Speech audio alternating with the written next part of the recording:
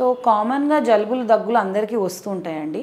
So వచ్చినప్పుడు ఎప్పుడు డాక్టర్ని సంప్రదించాలి, ఏం జాగ్రత్తలు తీసుకోవాలనేది మనం ఇప్పుడు తెలుసుకుందాం. సో ఫస్ట్ అండ్ ఫార్మోస్ట్ అండి, మనకి ఊపిరితిత్తుల్లో upper respiratory, lower respiratory tract అని రెండు ఉంటాయి. సో ముక్కు నుంచి స్వరపేటిక వరకు మనం అప్పర్ రెస్పిరేటరీ అంటాం, దాని కింద ఊపిరితిత్తుల వరకు లోవర్ రెస్పిరేటరీ ట్రాక్ట్ అంటాం.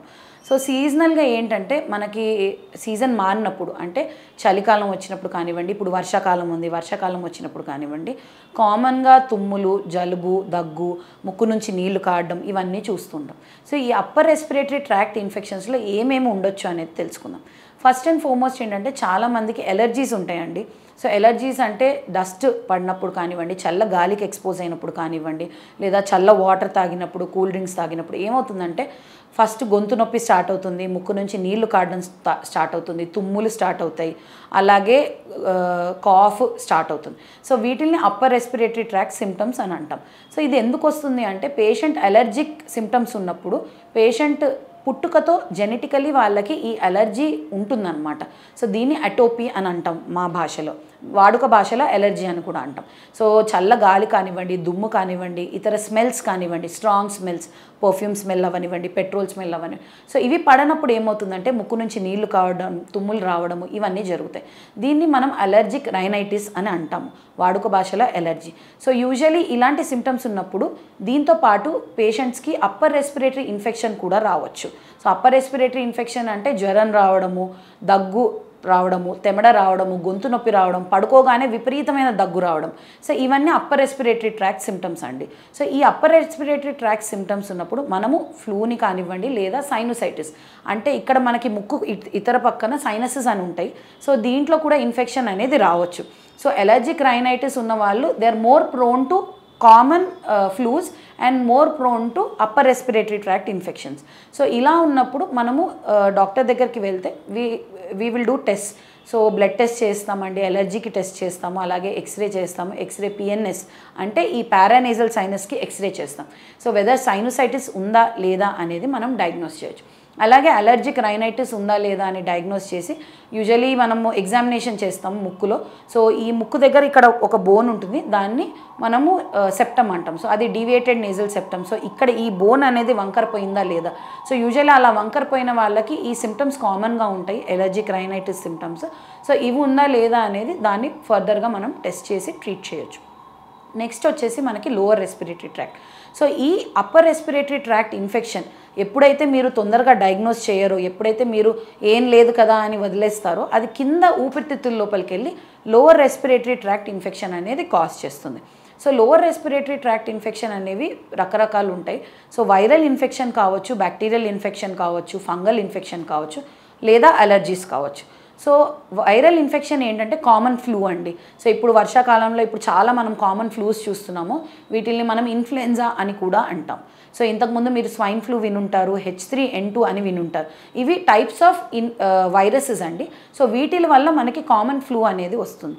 సో దీంట్లో గల సిమ్టమ్స్ ఏంటంటే దగ్గు, తెమడ రావడము, లేదా తెమడ కూడా ఒక్కొక్కసారి రాదు, తర్వాత దమ్ము, ఆయాసం రావడం. సో పేషెంట్ సాచురేషన్ పడిపోతుంది, జ్వరం, విపరీతమైన జ్వరం, 101, 102 జ్వరం రావడము, తర్వాత సిక్గా ఉంటారు పేషెంట్స్, చాలా టాక్సిక్గా ఉంటారు. సో ఇవన్నీ ఫ్లూ గల సిమ్టమ్స్ అండి. సో ఈ సిమ్టమ్స్ ఉంటే వెంటనే మీరు పల్మనాలజిస్ట్ని సంప్రదించాలి.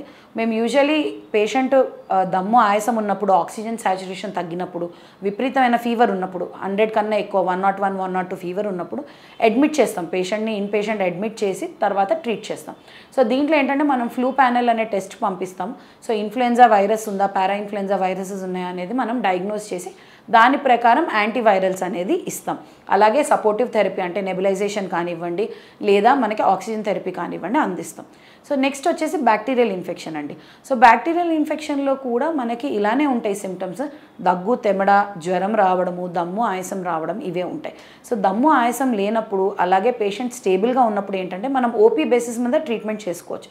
కానీ పేషెంట్ సిక్గా ఉన్నప్పుడు ఏం చేస్తామంటే అడ్మిట్ చేసి యాంటీబయాటిక్స్ ఐవీగా ఇస్తామన్నమాట. సో ఇందులో కూడా ఏంటంటే రకరకాల బ్యాక్టీరియా ఉండొచ్చు.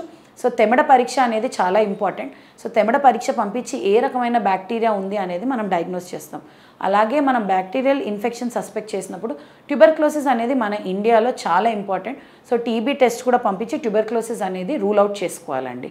నెక్స్ట్ వచ్చేసి fungal infection. So usually fungal infection అనేది బాడీ రోగ నిరోధక శక్తి తక్కువగా ఉన్న వాళ్ళకి పేషెంట్స్కి వస్తుంది. ఎవరు అంటే బీపీ షుగర్ ఉన్నవాళ్ళు, లేదా ముందుగా కార్డియాక్ డిసీజ్ గుండె జబ్బులు కిడ్నీ జబ్బులు ఉన్నవాళ్ళు, హెచ్ఐవి పేషెంట్స్, క్యాన్సర్ పేషెంట్స్, వీళ్ళందరిలో బాడీ రోగ నిరోధక శక్తి ఆల్రెడీ తక్కువగా ఉంటుంది. సో వీళ్ళల్లో మనం ఫస్ట్ అండ్ ఫార్మోస్ట్ సస్పెక్ట్ చేయాల్సింది fungal infection. So fungal infection అనేది మనం అలాగే తెమడలో టెస్ట్ చేస్తే ఫంగస్ ఉందా లేదా అనేది డయాగ్నోస్ చేయొచ్చు. అలాగే ఫర్దర్ సిటీ స్కాన్, ఛాతీది సిటీ స్కాన్ చేస్తే కూడా దాంట్లో మనకి తెలుస్తుంది. సో దాని ప్రకారం యాంటీ ఫంగల్ ట్రీట్మెంట్ అనేది ఇస్తే దీన్ని మనం క్యూర్ చేయొచ్చు. Last but not the least ఏంటంటే మనకి దగ్గు ఎందుకు వస్తుంది అంటే ఎలర్జీస్ అండి. సో ఎలర్జీస్ అని వాడుక భాషలో అంటాము, ఆస్తమా అని కూడా మీకు తెలిసే ఉంటుంది. సో ఆస్తమాలో కూడా క్రానిక్గా కాఫ్ ఉంటుంది. సో యూజువల్లీ ఏంటంటే అప్పర్ రెస్పిరేటరీ అంటే ముక్కు దగ్గర ఇక్కడ వైరల్ ఫ్లూ ఉన్నప్పుడు కింద ఊపిరితిత్తుల్లో ఆల్రెడీ ఆస్తమా ఉన్న పేషెంట్స్కి ఆస్తమా అటాక్ లాగా ప్రెసిపిటేట్ అవుతుంది. సో వాళ్ళకి ఏమవుతుందంటే పిల్లి కూతలు రావడము, దమ్ము ఆయాసం రావడము, ఊపిరి అందకపోవడము ఇది జరుగుతుంది. సో ఇలా ఉన్నప్పుడు పేషెంట్ యూజువల్లీ అడ్మిట్ చేసి ఆస్తమాకు కూడా మనం ట్రీట్ చేయాలి. సో ఎప్పుడైనా దగ్గు ఉన్నప్పుడు ఉట్టి దగ్గు అని వదిలేయకుండా ఫస్ట్ మీరు పల్మనాలజిస్ట్ని సంప్రదిస్తే ఒకవేళ అప్పర్ రెస్పిరేటరీ ట్రాక్ట్ ఇన్ఫెక్షన్ ఉంటే అక్కడే మనం దాన్ని సాల్వ్ చేయొచ్చు. ధన్యవాదాలు.